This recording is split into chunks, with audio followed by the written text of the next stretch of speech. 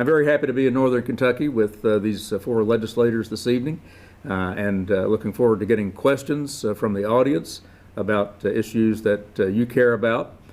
Sometimes it's a little difficult for people in the far reaches of the state, and I include this as one of them, to understand just what the heck is going on in Frankfort and why it is the way it is. We're going to try to deal with some basic facts first, and give you a chance to see who our legislative panelists are, with a couple of questions right off the top to each of the legislators.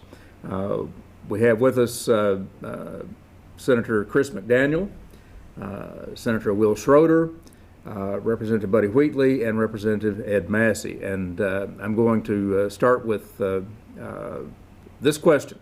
It'll be asked of each one of them in sequence, and I've asked them to please limit their responses to 1 minute. What should people in Northern Kentucky care most about in this legislative session? And what do you hope will be your major accomplishment at the end of the session? Senator McDaniel. Thanks, Al, for having me this evening. Thanks to the Northern Kentucky Forum for putting this on. I think the most important thing that people should count on is openness and transparency. There's no one issue that necessarily can define the session for all Northern Kentuckians, and there's certainly no one issue that will trump it for the average legislators. And on any given issue, you're not going to agree with your member of the General Assembly all the time, and that's okay. But if you can expect openness and you can expect transparency, that's a good public service. On the flip side, thing I most hope to do this session is address inflation. It's not something that we can control every aspect of, but it's something we can try to help the average Kentuckian, because it is the biggest concern to the vast majority of us right now. And we'll go across the table to Representative Massey. Thank you, and it's an honor to be here tonight. And I want to say that one of the things that I think we're going to have to deal with and my constituents care about is making sure that we deal with workforce investment, make sure we get people back to work. I think most of us, and many of us I'm sure in the House, are tired of all this pandemic stuff, but we're still dealing with it on a daily basis. We're still talking about it, and we still see legislation filed about it. I think that we've all come to the conclusion that we're going to have to deal with some of these things for quite some time, and we have to get beyond that issue in order to allow us to do the other work we must do. As far as myself individually, there are several things that I would like to see. I feel that some of our agencies are being impacted by political influence that is not healthy for those agencies. So I filed two bills, House Bill 394 and House Bill 395, which follows the State Fair Board decision last year and loosely attaches two of these agencies. I'm going to ask you about those later. Excellent. Okay. They will loosely attaches them and gives some independence. And my goal is to get some independence, so the goal is that government can function appropriately to take care of our taxpayers' needs. Okay, thanks. Senator Schroder. Thank you, Al. Thanks, everyone, for being here in the 24th Senate District. And, you know, I think Northern Kentucky needs are Kentucky needs. So the longer I've been in Frankfort, the more you realize and the more you travel across the state that we don't really have unique needs in the sense that we're so special in Northern Kentucky. A lot of the same needs that we have, we see across the state. Representative Massey mentioned workforce. That's something that I hope to work on this session as chairman of economic development. In particular, I want to do a workforce audit. With federal money, state money, and local money, we're spending almost $1 billion in workforce education, and I want to make sure that we're getting the best bang for our buck there. Okay, thanks. Representative Buddy Wheatley. Thank you, Mr. Cross, and thank you to Northern Kentucky Forum for hosting. I am hearing most of my district. My district is where the foot of the Brent Spence Bridge lands, so that is a major issue and how it's going to be funded. The state dollars that have to match the funding of the federal dollars that are in the infrastructure bill, so that is of keen interest to the people in my district. Myself, I'm going to try to do two things real quick. I have a number of elections bills that are very important to me, and it's access to the polls, basically. But I also have a very important, I believe, pension bill related to hazardous duty workers and to recruit and retain our best, and we really need some help in that area. Okay, thanks very much. I'll make a note to ask you about that later on. The biggest issue in any legislative session in an even-numbered year is the budget. The budget is the basic policy document for the Commonwealth of Kentucky.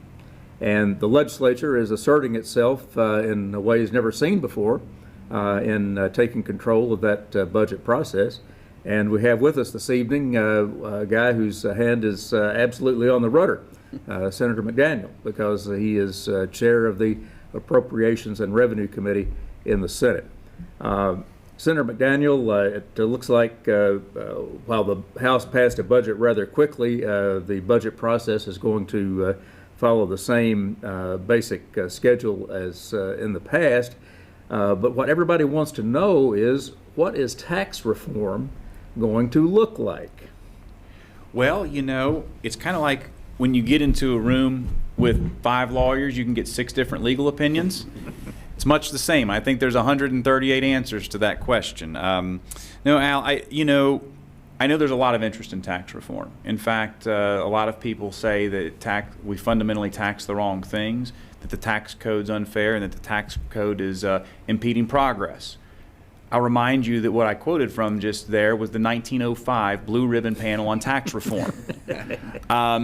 And so tax reform will always be an issue in the Commonwealth, and it's hard to take even what people view as modest steps, because we don't exist on an island here in Kentucky. And, you know, while we look to the north and we look to the west and we see Indiana and we see Ohio, other people see Tennessee, other people see Illinois, you know, other people see Virginia, on and on and on. And you got a lot of economic activity along the borders, especially in places like this. Exactly. When 65% of your population lives in a border county, you have to be very, very careful if you pull the wrong lever to begin to push activity outside of the state.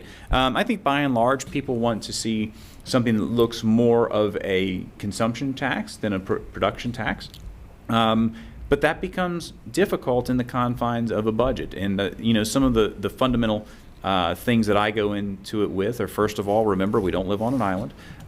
Secondly, our state and local tax code in this state are very, very intertwined, and you have to be careful. And third, we aren't going to broadside the state's budget with a rash decision. And so those are kind of my guiding principles, you might say. What it ultimately looks like, it's a negotiation, and we're going to have to work our way through it.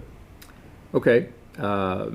I'll ask the Democrat on our panel, Representative Wheatley, what he thinks about making the tax code more consumption-oriented, and what you think that means and why you like it or don't like it. Well, when I think about tax reform, the first thing I think about is, you know, we have revenues in this state, and they come from our tax code. So if we make any changes to the tax code, is somebody going to be paying more and somebody going to be paying less? Is some companies going to be paying more, some paying less? Senator McDaniel just talked about the effect on the budget. So what is the effect of a consumption tax? A consumption tax have been known to be a regressive tax, where the poor typically will pay a little bit more in consumption taxes. And to interpret, we're talking about sales tax here, right? That would be specifically a sales tax. Now, there's some other types of consumption tax, and there are some other tax reform that I believe has been on the table and will be on the table again in the near future. But generally, I'll look at it that way. I'll look at it to see if, does it look like a particular group will be paying more, or somebody will be paying less. As long as it's fair, I think it's something that Democrats can get behind. And I tell you that we are a little bit nervous over on our side, just waiting for whatever's going to come that's going to come. We feel like it is something that we aren't being included in the conversations, but they have quite a majority on both sides, so we're not expecting that. But we do hope so, and we do hope that through the process that we are able to put our voice in there and to have say. Well, I'll ask each of the Republicans if you are in favor of eventually abolishing the state income tax. Representative Massey. I would like to go that direction. Certainly, we've talked about it a little bit. I think it goes to the fact of what Senator McDaniel said. We don't want to make any rash decisions. This has been a unique year because we've had an influx of money that we normally would not have had. To quote Senator McConnell when he spoke with our group, he said, "You probably shouldn't have got it. Please use it wisely." And we're trying to use it wisely and not put it into recurrent things and those kinds of things that would be prohibitive, but we are trying to put it in investment, workforce investment.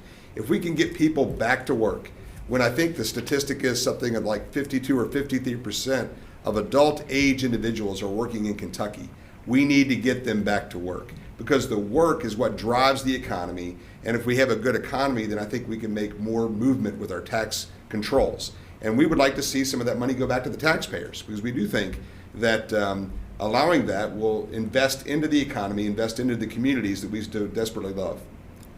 So, Senator Schroder, what about abolishing the income tax now or future? Or Well, whenever? I think, in theory, it's one of those things that sounds great. I think COVID showed us that, when you have a one-size-fits-all approach and you're so heavy leaning on one tax versus another, it can be dangerous at times. But I think, no, in theory, that sounds good. When you look at states like Florida and you have Kentuckians relocating there because of that issue, we want to stay competitive. We want the best for our citizens, our constituents, and then we want to stay competitive as far as businesses coming to Kentucky.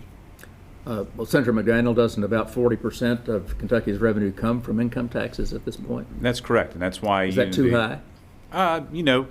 People will always debate the theoretical on these items, right? And ideally, to kind of answer your first question with an answer to the second as well, is going to zero would be nice. Businesses and capital, and by extension jobs, will always flow to the area where the tax burden's the lowest. It's just the way it works. And Tennessee has proven that. You can look at some of the graphics out there that tell the story literally on just barely south on the Tennessee side of the border as they continue to explode and we see no development on the Kentucky side. That's why those things happen. But tax codes... But those counties along the border, where I am from, by the way, there's not a heck of a lot of economic activity right along that border. What about the comparative tax rates with Ohio and Indiana, for example? What are their income tax rates? Sure. So Ohio and Indiana both have income taxes of some consequence. I don't know their exact rates, but they certainly do, and they have growth as well. But if you look at the record of the past 2 decades, it's fairly undisputed that states like Tennessee, states like Florida, have seen growth beyond what most folks have seen, and that's why you also see those states picking up representatives in Congress as they go about the time. And so certainly you have to look at what is the evolution of a state, because the downside of a zero income tax is higher sales tax and higher property tax and taxation on more items. And so these things have to be weighed. They're evolutionary in their nature. And to your point, yes, zero would be nice, but you don't go there overnight by any stretch of the imagination. Okay. Are we likely to go somewhere in that direction in the tax reform plan that'll pass this legislature? I don't know if there is a tax reform plan that'll pass the legislature, but I would say He just made news.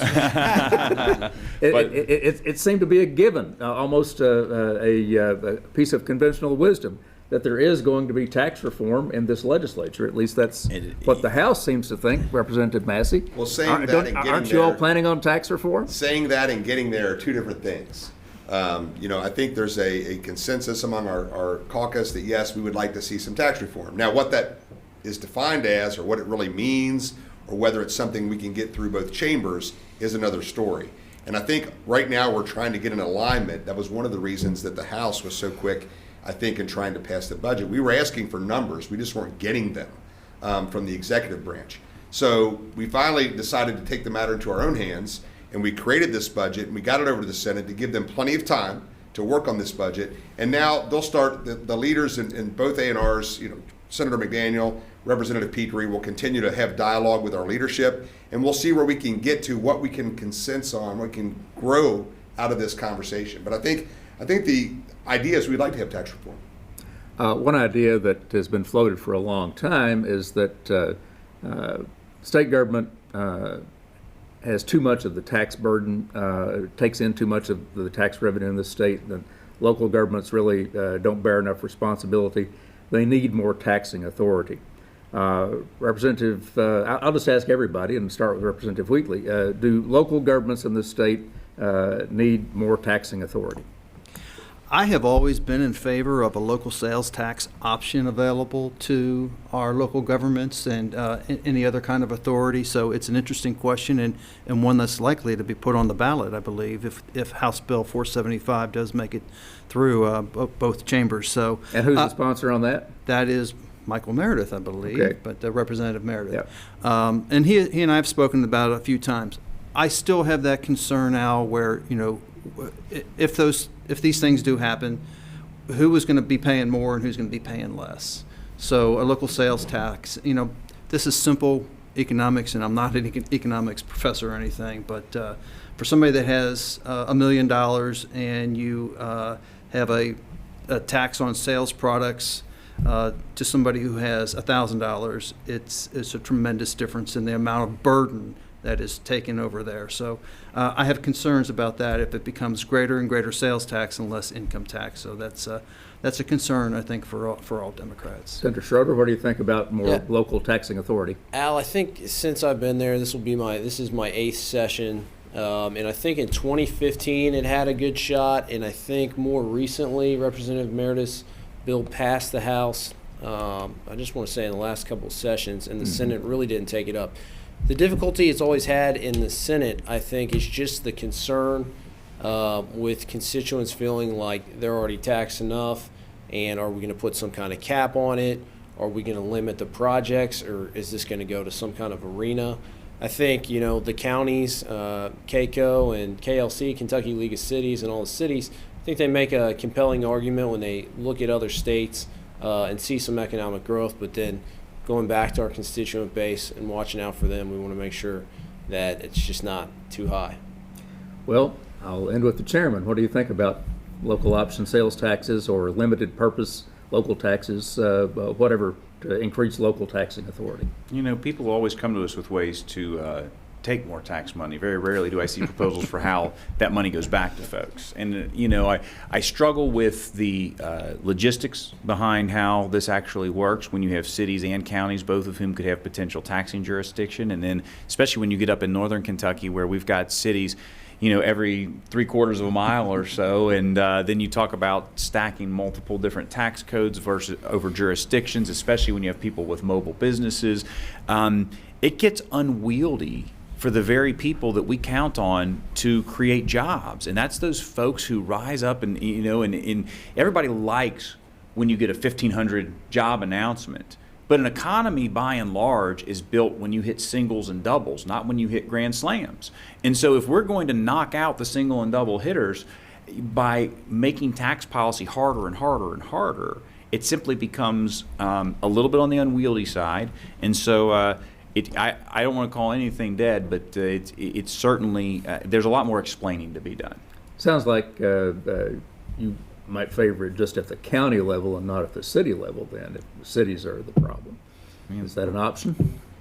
Everything's an option until April the 14th. Okay, that's right. And I imagine the budget itself will get tied up with a lot of these questions, as it always does, right? Certainly. I want to touch on one other tax subject before we move on to the Brent Spence Bridge. The governor has proposed a 1-year hiatus or a 1-year reduction in the sales tax to 5%. And he argues that this is the way to fight inflation, which one of you mentioned as a target. What do you think is behind the governor's proposal, and what do you think of it? And Senator Schroder has the biggest grin, so I'm going to ask him first. I mean, is there anything behind it besides politics? I mean, it's a political move. I think he needed a political move. I think he was getting beat up pretty bad over, his drop really of the vehicle tax. He could have handled that, and he dropped the ball on it. It took. Well, he said he didn't have the authority, and now he says he does. He right? certainly had it, and we had to remind him with a Senate joint resolution. The House had a bill to remind him. That was one of the top issues, if not the top issues, that I was hearing from constituents, from just shocked and really outraged about the vehicle tax. So after that, I think he had to do something, and that's what it was, a political move. Well, let's hear from Representative Wheatley. Well, of course, I don't think it was a political move. I think it was a brilliant move. You have the opportunity to do it in these times where, $860 million is the equivalent of that 1% tax reduction in the sales tax. And it's a one-year hiatus, as you mentioned. And I think with the inflation concerns, a lot of this much out of the control of the economy of Kentucky. It's the economy of the coronavirus, basically, that we're still coming out of, and some of those supply chain issues are causing this inflation. And this is an opportunity to have a little break, to take a little break. And the governor takes all kinds of punches. Not many are landing, from the Republican side of the House and the Senate, and he sidesteps them and does the right thing. He usually does because he cares. And it's obvious that he cares about the people of Kentucky, and he will do it with his policy and whichever means he can come about to do it. Okay, thanks. Now we'll talk about the Brent Spence Bridge. I suppose I could try a trivia question and ask everybody who Brent Spence was, but I'll not embarrass you. He was a congressman, and he was a fairly significant congressman from this part of Kentucky.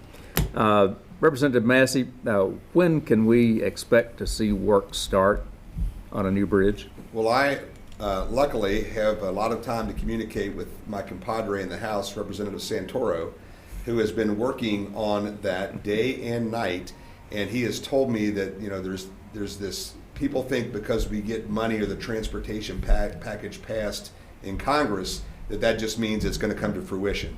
But the truth is we have to have some matching dollars, and we're going to have to look to our general fund for some of those matching dollars. So those, not just the road fund. Correct. That's correct. And but all of that goes into one piece as you're trying to develop these projects. And so we're talking about that right now. We all want the bridge. I don't think our House wants tolls. Obviously, that's something that's been discussed at length. We may have been one of the things that factored into the turnout of the last gubernatorial election was a comment made by Governor Bevin that we would certainly have to have tolls if we build the Brent Spence Bridge. So I think those discussions are coming out. We all know in Northern Kentucky we need to fix that. Many of us that drive that road know how congested it is, know how backed up it is, know what a safety risk there is. And it's one of the top priorities. I think it's in the top 5, if I'm not incorrect, for the national projects to be built. So I think that, but we are competing with other states. On this matching dollar piece, we are competing with other states. So we are trying to work through that process. Again, that's an area that I don't deal as much in, but I certainly would be very supportive of an initiative to get the building of that bridge started sooner rather than later. I think there's been some loosening up too of some problems with Covington. I think there was a concern about the footprint of the bridge and what businesses that may affect. And I think there's been a lot of conversations going back and forth about how to fix that. Okay, Senator McDaniel, what about the bridge? When are we going to see it?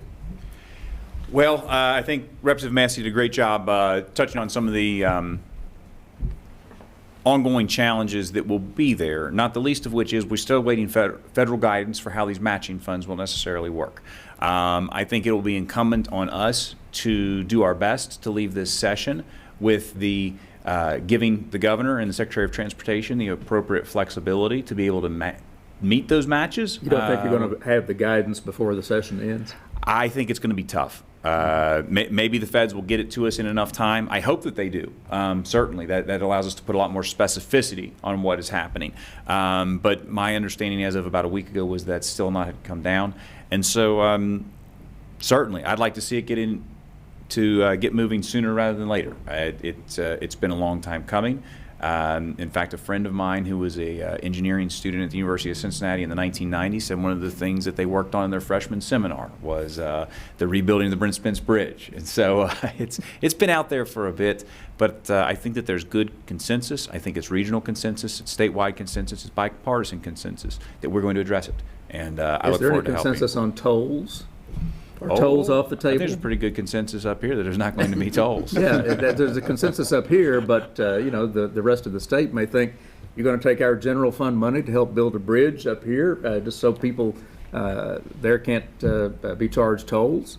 I mean, Senator Schroder, you're not running for re-election. You burned your bridges. What are the political realities of this? Well played. Well, Chris makes a great point. I mean, there's so much of our traffic. What is it like? The amount of federal traffic coming across, not national, I should say, coming across that bridge. It's not just Northern Kentucky traffic, and it's vital to all parts of the state.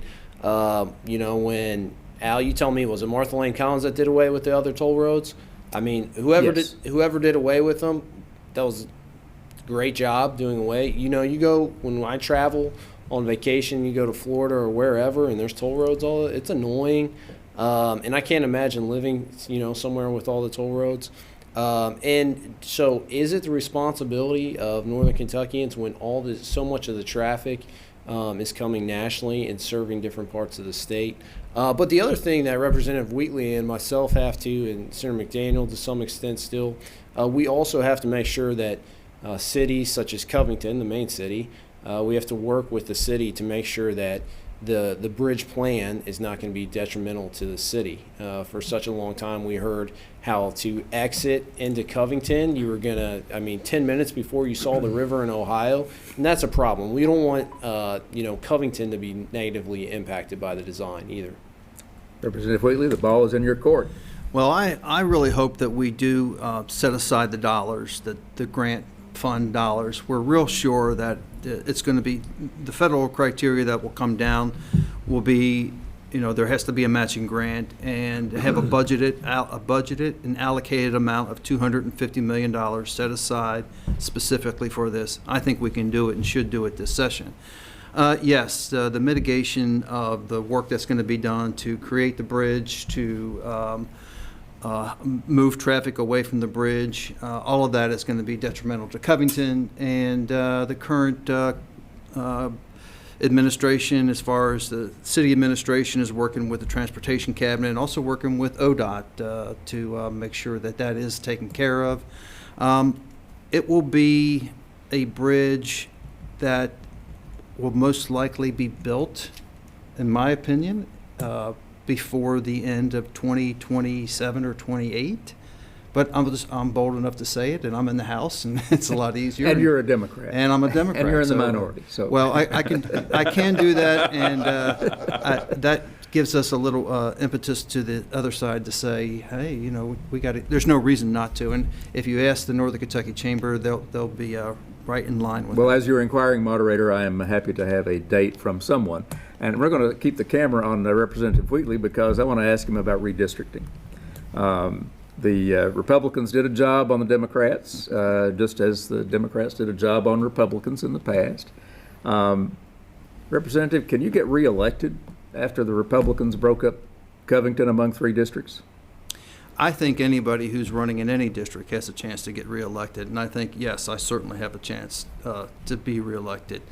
What they did, and I say the Republican majority had the guidance, the best practices of how to do redistricting. I went to some of the same seminars with some of their members, and they pretty much threw it all aside and just said, let's redistrict it in the best way that is fairly meets some legal standards, but also gets us as many seats as possible, because 75 is not enough in the House of Well, there really Representatives. aren't that many legal standards for redistricting. The Supreme Court has said hands off. We've got a state case that is proceeding on some different grounds. Let me just ask Representative Massey, how do you justify doing to Representative Wheatley's district what you did? Well, I think that it all comes down to numbers. And when I say justification, it comes down to, I think it's like 47,300 people that we can't go beyond that number. I wasn't on the group that drew those lines, but I certainly was on the caucus that approved it and the chamber that voted for it. And I think that there was a lot of work that went into this. I think there was some work with some national firms that looked at every standard out there to make sure we were in the proper alignment, that we were going to meet legal muster, if you will. And I think that's almost indicative. Even though a lawsuit was filed, there wasn't a request for an injunction at the time the lawsuit was filed. I think it's going to go through. Well, they filed the lawsuit after the filing deadline. That's correct. They asked for the injunction, and that's why they didn't get it, because they waited till after the filing. And I think that in itself shows that there wasn't really a lot of faith that they were going to be able to upend or change the redistricting that had happened. I know that somebody's always unhappy with redistricting. I think, in fact, the judge, the comments that I heard were something to the effect of, well, now they just did to you what you did to them. What's wrong with that? And, at the same time, I attended that hearing, and there is evidence to be forthcoming at a hearing on March 1st about how extreme this plan is compared to other plans introduced around the country. The whole redistricting process has gotten much more sophisticated, where you can draw little squiggly lines through districts to achieve political ends, and both parties do it, clearly. But this is the first time in Kentucky that Republicans have been in complete charge of the operation, and it occurs at a time when the technology has been advanced much farther beyond what it was 10 years ago. One thing that's important, I'd say, is to understand, and this is a recent Morning Consult poll, I think, is that 92% of Biden supporters do not like partisan gerrymandering, and 88% of Trump supporters do not like partisan gerrymandering. So nobody really likes it. Should it be legal? Is it an okay concept? Kentucky's Constitution has Section 6 says, all elections shall be free and equal. That is the same constitutional phrase that North Carolina and Pennsylvania has had, and they've ruled that partisan gerrymandering is not legal under that phrase in the state court. But those were on congressional districts, and we're not sure it really applies to state house districts. We'll see. I think. We'll see. Yeah. Senator Schroder, you're a lawyer and you're not running for re-election. Don't we need to make redistricting a more of a nonpartisan exercise? Absolutely not, Al. So and why not? Because redistricting in its very nature is partisan. So any group, I don't care how they're appointed, I don't care if it's the General Assembly making the appointment, the governor, you name it, there are going to be people that are going to bring partisan views to that group. And at the end of the day, I think it's important that the voters can hold people accountable. If it's some nonpartisan group that's not elected, what are the ramifications if they have a crazy, some kind of crazy map? If we have crazy map that the voters say, look, that's outrageous, enough to the point that we don't like it, they can vote us out of office. But if you just have some unelected, nonpartisan group, then what are the ramifications there? Can you name me an election in which redistricting has ever been an issue that affected the result? I don't think it's a voting issue for people. Do you? That's affected the result of the No, I'm talking about making redistricting an issue for voters, right, and having that affect the result of the election. Yeah, maybe it's not, because maybe it hasn't been that important to them in the past. I mean, and to the point that what percentage of, whether it's Trump supporters or other supporters, it sounds good in theory. Go back to tax reform, right? It might sound good in theory, but when you start saying, okay, how are we actually going to accomplish that? It's a whole different story. Yeah, and there are several different ways to structure these nonpartisan commissions. In the end, the legislature usually has the final say, even in states that have those commissions. Mm-hmm. I want to touch briefly on the Constitution while we're at it. Senator McDaniel, you have a bill to keep the governor from issuing pardons close to or after an election. Some say that's an overreaction to one governor's abuse. Why do we need it? I'd like those who say that to go talk to the neighbors of the people that live next door to a guy who just moved back in after he cut a woman's head off and stuffed her body in a barrel. Or the guy up here that murdered the Barleycorns manager after torturing her for 14 days.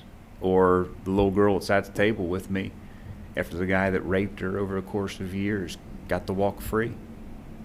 Tell them that. Look them in the eye.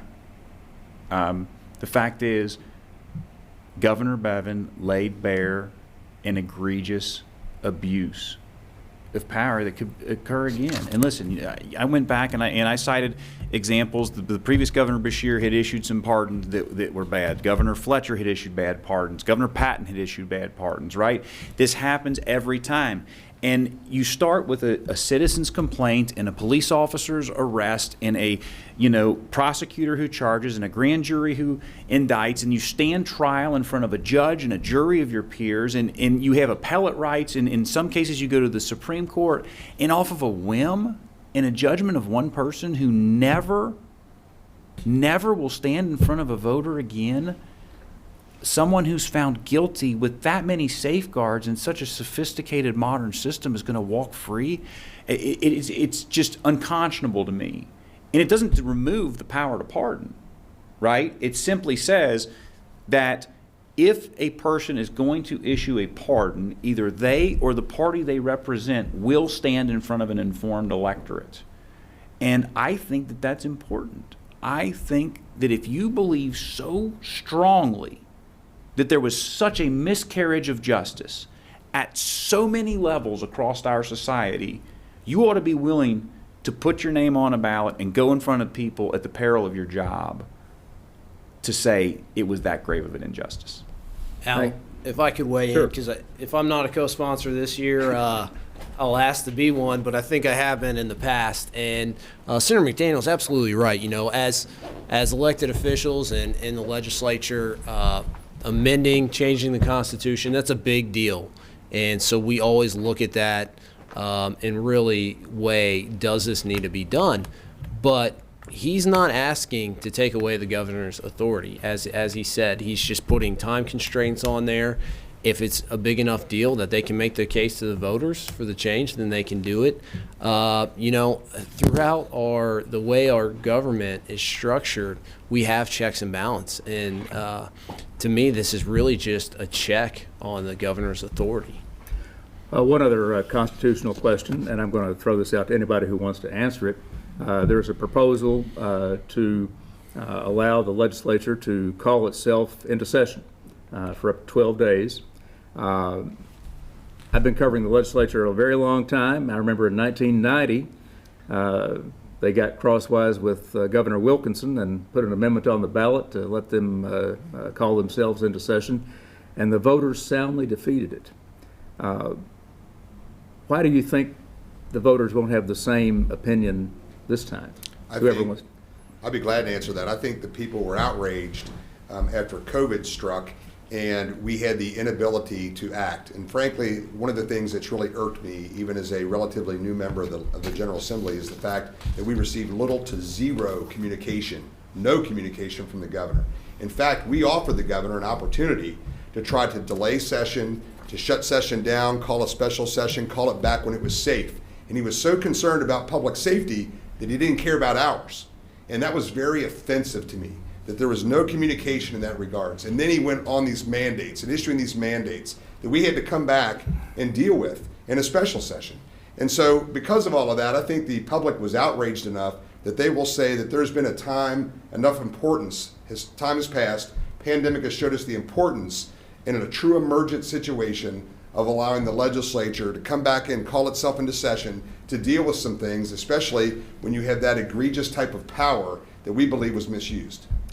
Well, I'll give Representative Wheatley a chance to weigh in on that. Well, I'll say this, that I'm one of the few Democrats who supported this measure because I've talked to the Speaker in previous sessions about this particular issue, and I've shown some support for it. I believe in the legislative power, and this balance should be there. It's a small window that would be created, an opportunity for us to go back into session. But for all the reasons Representative Massey just stated, I disagree almost completely.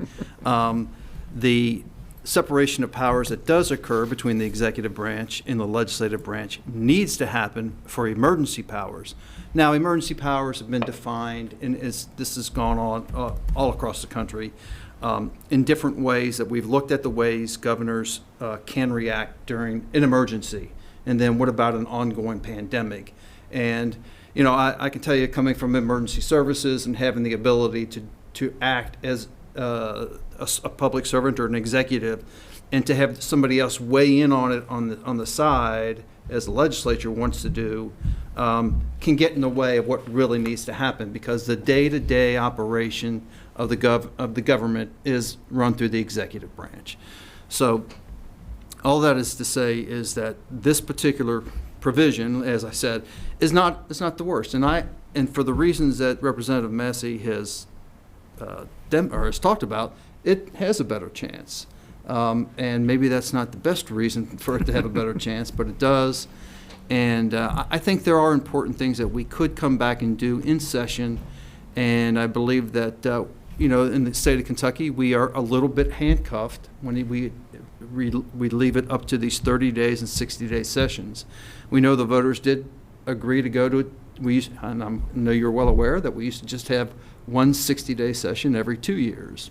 So there might be enough of an evolution happening in people's thinking that this is a worthwhile thing to do. Well, I think the answer to that too, very quickly, is that of all the calls I got during the interim, it was, why aren't you all doing something?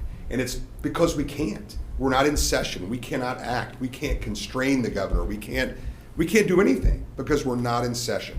And I think that was a wake-up call to the public, that they're based on a part-time legislature, that we need to have the opportunity to come in and make fixes if it's needed. Absolutely. I got the same emails or similar emails, and you respond saying, hey, this is our Kentucky Constitution, this is what we're allowed to do. Unfortunately, we're not in session at this time, and people would respond, well, just do something. You guys need to get down there. And I'm like, hold on, I just explained we can. I think the big difference between 1990 and 2022, COVID just happened. We saw, whether or not you agree or disagree with the governor, some of his moves, shutting down churches and everything, that's fresh on people's mind. So I think that very different electorate when they go to the polls with this constitutional issue now. I'm having a computer problem. I lost my access to the Zoom meeting, so I've lost my access to the questions that the audience are submitting. So I'm going to ask one more question of the panel and see if we can get the technical side fixed. Representative Wheatley, some of the Democrats in the legislature this last week came out for not just medical marijuana, but legalized recreational marijuana for people 21 and older. Do the Democrats really think that's a voting issue, or what's going on there, and what do you expect will happen with that? Well, it is a complete adult cannabis use bill, meaning that... And are you for it or against it? I am for it. I can tell you that when I first came to the legislature a few years ago, I wasn't necessarily for adult use, recreational and medicinal. I think I've seen enough evidence. I think I've seen enough of how this is being handled in other states, and we have an opportunity to learn from how other states have done these programs. It's a tremendous opportunity for us to capture revenues, and the same thing can be said about sports gaming that are being spent in this state, or being expended in this state, and we're not regulating something that is a major crop that's being used in this state. So we are losing that opportunity. We should regulate it as we can, and all the benefits that have come from some of the research that is not necessarily from this country as much as we'd like to, but that's a federal issue. I think there's enough there to say that we should bring about adult use cannabis in the state of Kentucky, and the chances of it happening are very, very little. But sometimes when bills like this build momentum over time, we see some changes, and we'll hope we will see some changes. It polls incredibly well and across the board. But is it a voting issue? Are people going to choose their representative or not because he or she is for or against a marijuana question? In Northern Kentucky, I don't think it's going to be a major issue, a major voting issue, but there are parts of the state where it could be, especially in more rural areas where there is strong support for this. Okay. Well, I don't know if we'll get that. I don't think the recreational will even come in, but there's still a bill that's been filed for medical marijuana that the House had passed in previous sessions, but it did not get any traction in the Senate. I think there's some concern about divisiveness even within the caucuses. There's so much of a different opinion on even within the caucus about the use of marijuana, and there has been a lot of research on the medical side of it. I've learned a lot. Like Representative Wheatley, I have learned a lot through this process. I think the issue is that most people believe that if you go the medical route, that is the first step towards going towards legalized marijuana. Nobody's liked my idea, which was to legalize it all, put it into a road fund, and call it Operation Pothole. But I thought about filing a bill to that regards. But anyway, that all being said, I think it is a delicate issue. That was a joke. That was a joke. There's a very, very conservative part of our state that will say no. And there's, in our area, I think you're right. I don't think it's much as a big issue up here, even medical marijuana. I don't think sports gaming is a big issue up here.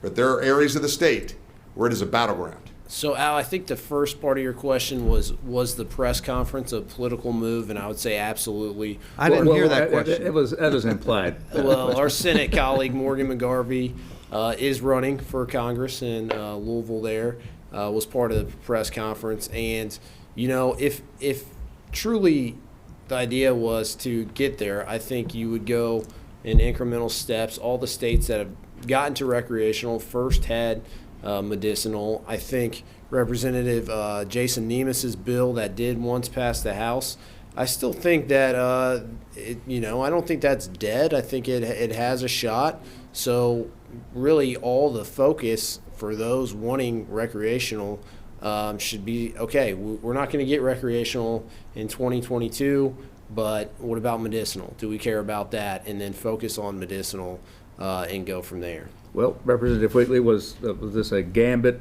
to say, okay, if you won't give us recreational, at least give us medicinal? Was that part of the strategy here?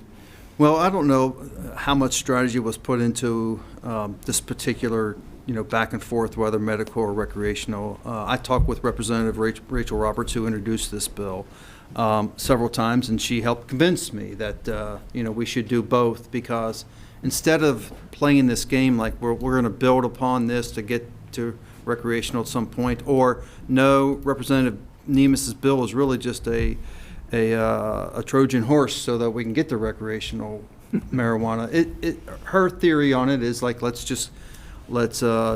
tax. I'm going to say it's let's grow. So legalize, expunge, tax, and some other T there. LETTS grow. I can't it remember. is, and I don't think there's not a strategy here to maybe just to introduce this to get to medicinal marijuana. Okay. I have overcome the technical difficulties, but we have no questions. And I apologize for not reminding the audience earlier that you should submit your questions for the legislators in the Q&A box at the bottom of your Zoom screen. We have enough participants that I'm sure we could have some decent questions. So put your thinking caps on and type a question into the Q&A box. There is one already. Let's see what it says. Governor Beshear recently announced support for decreasing the sales tax while calling on the legislature to be cautious about, quote, comprehensive tax reform, end quote, that raises taxes for common Kentuckians while decreasing taxes for corporations and wealthy Kentuckians. What is the legislature's response? And that sounds like something that Dr. Schroder has the pain of an unexpressed thought about. I am glad that was our first question, because I was disappointed we didn't hear from Senator McDaniel the first time. Because to your question, was this political or was it a serious policy discussion? I think Senator McDaniel could answer that in the sense of, how's the budget look to reflect that? Yeah, now that was actually going to be, we'll kind of stole or touched on exactly where I was coming from. Is the governor presented a balanced budget to the General Assembly, but then called for an $830 million tax cut with no discussion about what of all the things he promised Kentucky he wanted us to cut. And so if it was a serious policy comment, he could have approached us. I think we've proved our willingness when approached to work. So yeah, I mean, listen, the sentiment that something needs to be done to combat the massive inflation that's going on in this state is an accurate sentiment. But the proposal the governor had simply didn't come with the appropriate level of seriousness in this scenario. We'll keep the camera on Senator McDaniel and ask him this question. You said we could expect openness and transparency during this session, but that did not happen with redistricting. Maps were shared too late in the process for substantive public input. Is there any chance that we can expect transparency in future redistricting legislation?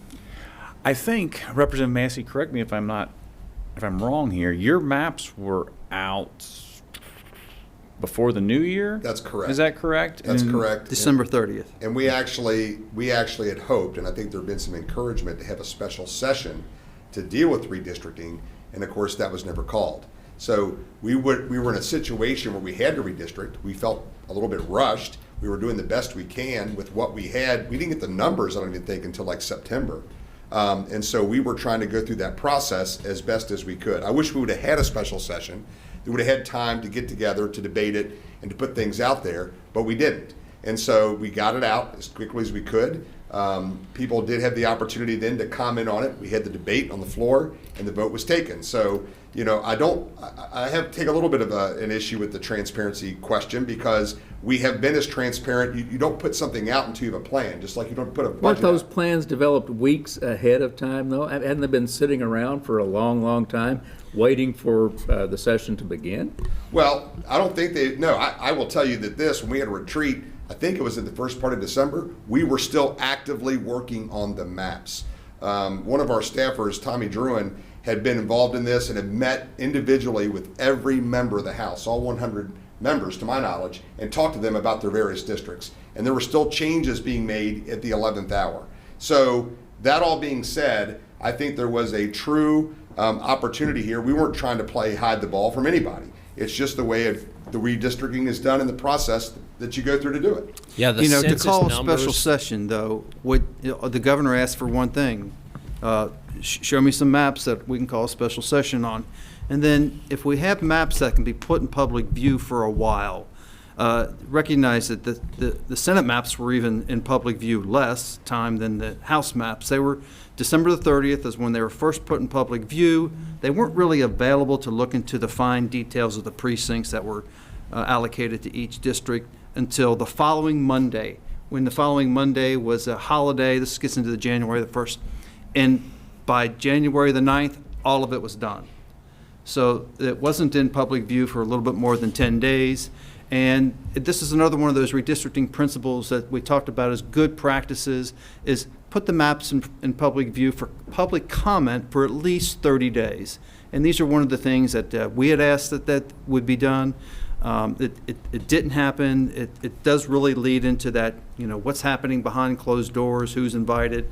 And because Democrats may have not done things the right way in the past, I don't think is a good reason to not do things the correct way in the future. And I hope we But you know, look I at think that. I have to take one exception. There was one map that was very, very public for quite a long time, and that map showed Kentucky's congressional districts being divvied up in such a way that no Democrat would possibly be in the United States Congress from Kentucky. And we soundly... That was one theoretical proposal floating around months ago. It was, and with a quite well-distributed map as well, that we soundly rejected because we simply didn't believe that was the appropriate principle to apply. And I guess it should be noted that the legislature in Tennessee did exactly that to Nashville, Yes. which forced the retirement of their Democratic congressman. And so, you know, as Will said earlier, you can always have and always will have disagreements in a redistricting process. In fact, I think that it kind of harkens back to Winston Churchill's famous statement about democracy is the worst form of government ever invented except every other one. You know, or I'm sure I butchered that, Al, so forgive me. No, That was it. I think you got it just about right. But, you know, the fact is, standing in front of the voters for anything you do, I mean, you know as well as anybody, Al, we'll cast thousands of votes this session. And of those, there's probably only going to be 5 or 6 that actually move an electoral needle.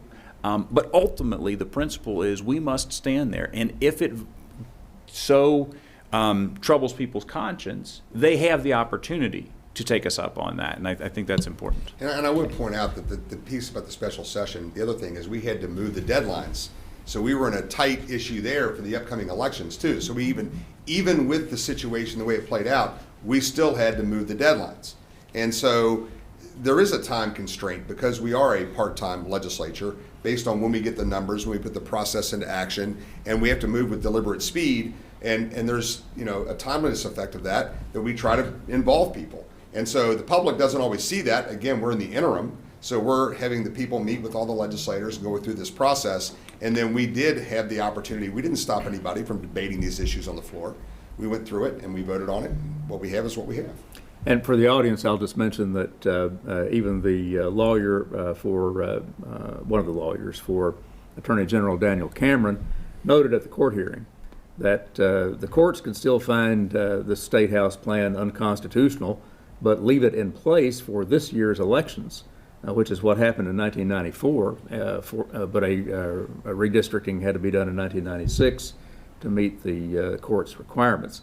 So the redistricting story may not be over, and we should get a better idea from Judge Wingate and Franklin Circuit Court on March 1st. We have a few other questions. I'm going to open this to just anybody who wants to answer.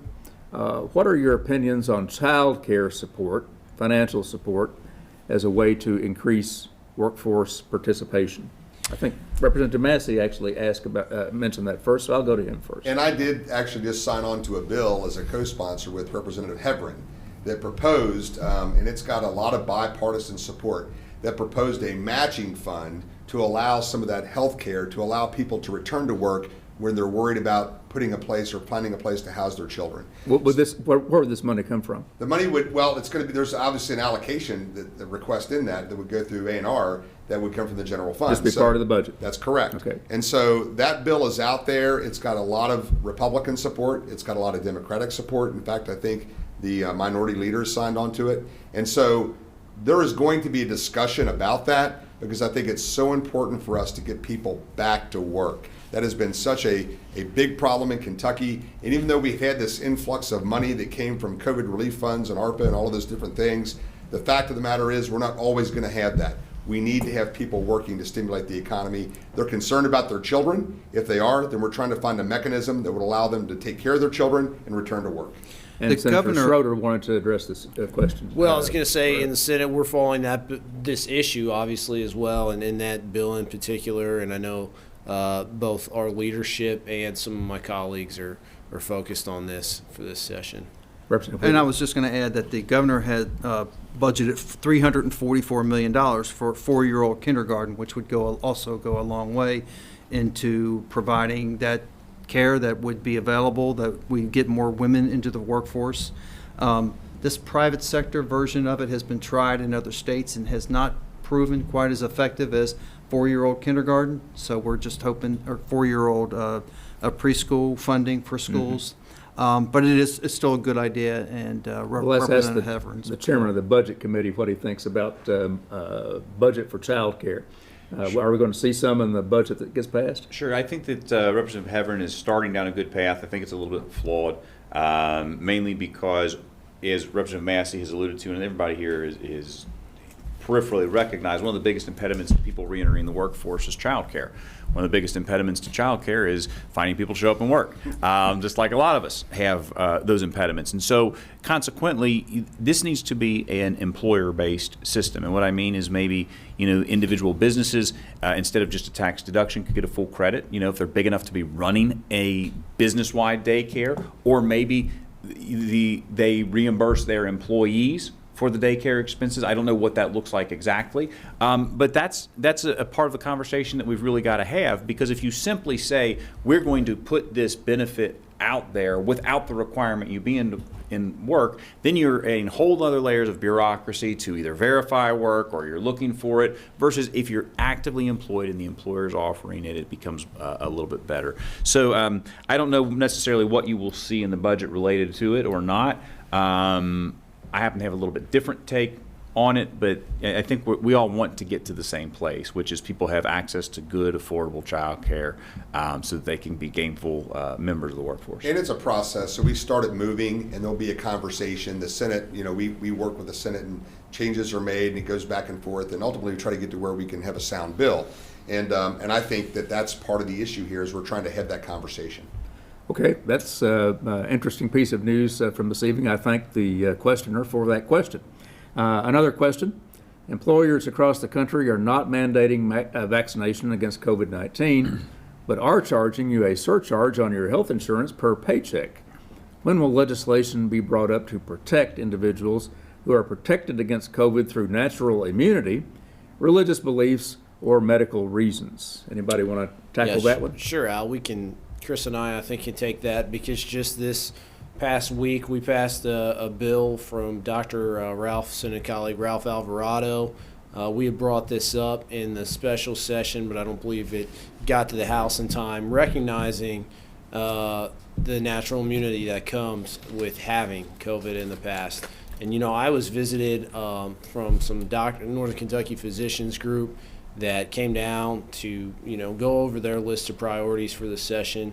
And that was actually one of their priorities. They said, look, we do this, we recognize this, natural immunity in all other areas. Why aren't we doing it in COVID? You guys need to do it. And I said, okay, well, that's good to know that even you guys are supporting this as well. So, but what about the fact that we really don't know how long the natural immunity lasts or how strong it is? The research still hasn't been done on that. And I think there's, in a similar way, there's the case to be made when you get, you know, when you receive the COVID vaccine, people are responding differently as well. So you're always going to have those situations. Okay. Anybody else want to tackle that one? I think the research and the experience with COVID has not been long enough, and there's not been enough solid, as we've heard some of the recommendations from the CDC and other important bodies, that it does change, and the virus is a changing virus, and it's a changing situation. So I don't know how much stock we should put into you know, certain levels of immunities based on the amount that's in your body now. Will it be this way 6 months from now, 6 years from now? We just haven't had enough experience within this realm. Okay, You know, Al, going back to that, I mean, people say follow the science, and the recent science has been very supportive of this issue. But it's not conclusive yet. It's not conclusive I mean, yet, but Dr. Alvarado talked how about much is emerging conclusive? research, and that's research that's not quite been proven yet. How much is conclusive in this? I mean, we're in an era with COVID that we've never seen before, right? So it's changing every day, not just on this issue, but across the board on many COVID issues. Got time for 2 or 3 more questions, and I wanted to keep my commitment to ask Representative Massey about his bills about making certain agencies more independent. Do you know of another state where the state police are not directly answerable to the governor? I know that in some states, I believe Wyoming is the state where they're actually under the Attorney General. So there are some different variations out there. But the reason I brought these bills largely is because we had the State Fair Board case last year where the courts had opined that it could be loosely affiliated with an agency but act with some independence. In this particular case, the reason I brought the state police bill was a number of reasons. One, I had the idea of bringing this long before the budget ever came out, giving them pay increases. And I think the concern is we were losing many troopers for a variety of reasons, including when they were put into a situation of having to take down license plate numbers at churches during COVID. In fact, I talked to a retired trooper today that said, quote, and I won't use his entire quote because it would be inappropriate in this media, but basically said, I would have said such and such before I submitted my resignation if I'd been ordered to do that. Do you know of any cases in which troopers actually did quit because they were asked to do that? I don't know personally. I don't know of any that actually quit. I know that I've heard many troopers complain about it. They won't complain vocally for fear of the repercussions that they might face. So that's the basis of somewhat of my KSP bill. So explain exactly how the KSP would be governed under your So the way the KSP would be governed if this bill were to go is we would create a different commission. It'd be made up of different groups, like a selection of somebody from the Kentucky Police Chiefs Association, a selection from the Kentucky Sheriff's Association, I think the president of the University of Louisville Department of Justice, the president of the the Eastern Kentucky University Department of Justice. There would be some retired troopers on this, and it would be vetted through this commission that ultimately would be responsible for hiring the commissioner. Right now, we've had some difficulty. So the commissioner would still make the day-to-day decisions, That is just absolutely like the correct. commissioner does now. Correct. That is absolutely correct. But the governance would come from that commission. And would there be any provision for the governor to take control in the event of an emergency? Certainly. We're not saying that there shouldn't be certain circumstances that would warrant that. But in this particular case, we feel like they need to act with some independence. We don't feel that what should be the premier law enforcement agency in the state should be under the political influence of anybody in that respect. They should be able to do their job effectively without worrying about having to please a master. Same with the Kentucky Department of Fish and Wildlife. I filed that bill along the same lines. In that case, there already is a commission. Right now, the governor has all 9 picks What happens is anybody that has a hunting or fishing license can submit their name, or their name can be put forth, and then they're selected. Unfortunately, there's a vetting process. The governor gets 3 names. There is. That's correct. There's 3 names put forward. The League of Kentucky Sportsmen's involved with that. There's other people that are involved with that, but the only requirement to be a candidate for that is to have a hunting and fishing license. Part of the issue we've had with that particular piece is we had a commission that gave the commissioner a 2-year contract, and then the governor wanted to give a 1-year contract, and essentially what happened is we had a Fish and Wildlife Department without a commissioner for a year. It got reinstated after House Bill 394 last year. We now have a commission that is operated by some people that have never been confirmed by the Senate. In fact, there was another open records complaint filed by a member today that has not been confirmed by the Senate. Okay, And so, I appreciate your giving us the details on that, and I wanted to close with Representative Wheatley and his discussion of his bills about expanding voting hours and doing other things to increase access to voting. Yes, I have about 4 or 5 bills that are related to elections. Something that when I came into the legislature, I was very much public safety. Could talk up quite a bit about some of the things that Representative Massey was just discussing. But this issue has taken hold with me, this is just increasing the access to the polls. So if you, in the Kentucky's Constitution, it says that we can have our polls open from 6 a.m. to 7 p.m., but we don't. We have them open from 6 a.m. to 6 p.m. And there should be one more hour added to the day on election day, and that's just election day. Early election days of voting, we did pass House Bill 474 in 2021, which included early days of voting. At one point, early iterations of that bill had a lot more days than that we ended up with, but I think any time that we can have early voting days, we'll have more people vote. And I think that's always a good thing in my eyes. Another bill I have is an open primaries bill that is not open, doesn't open the floodgates, but it allows independents to vote in primaries. They go to the poll and they pick out a Democratic or Republican ballot sheet, and they can vote however they want to. They have to pick out one side or the other. And a lot of people don't recognize that a lot of our independents, a lot of our veterans are independents, and they want to participate in our primaries. Do you have any data on that? What percentage of veterans are independents? I don't have data. I could get data, but that would be interesting there is to find out. And there is an organization that promotes this idea also. Do any of the Republicans want to respond to the idea of expanding voting hours to 7 o'clock and allowing independents to vote in primaries? I think, Al, in theory, I mean, everyone, I think, agrees that in theory it's great. The problem, talking to the clerks that I work with to represent, they're struggling to find people to work. And you think 1 hour would make that much difference? They say it does, because they say that they're, rather than just have one all-day-long shift, they're basically at the point they feel like adding any more time, they're going to have 2 shifts. And that they're already struggling just to have one all-day shift. So I know we just say it's only an hour, but you're talking about people getting up, before 5 o'clock to get there before 6 o'clock, and then be there after we close at 6 to get. So it's a long day for them. A lot of retired people volunteering. But don't some people in your party generally oppose expanding voting hours because they think it's to their disadvantage to give people who have less free time more opportunity to vote? I have never heard anyone say that in Frankfurt. I have. I mean, I can say on the you're issue talking about 1 hour. Yeah, I don't mean, think that's. if you have free time, I mean, no, I just don't think at least when you're talking about 1 hour, no, I don't think that holds water at all. I'll let you. The issue, I was just going to say, I talked to the Clerks Association, the national director.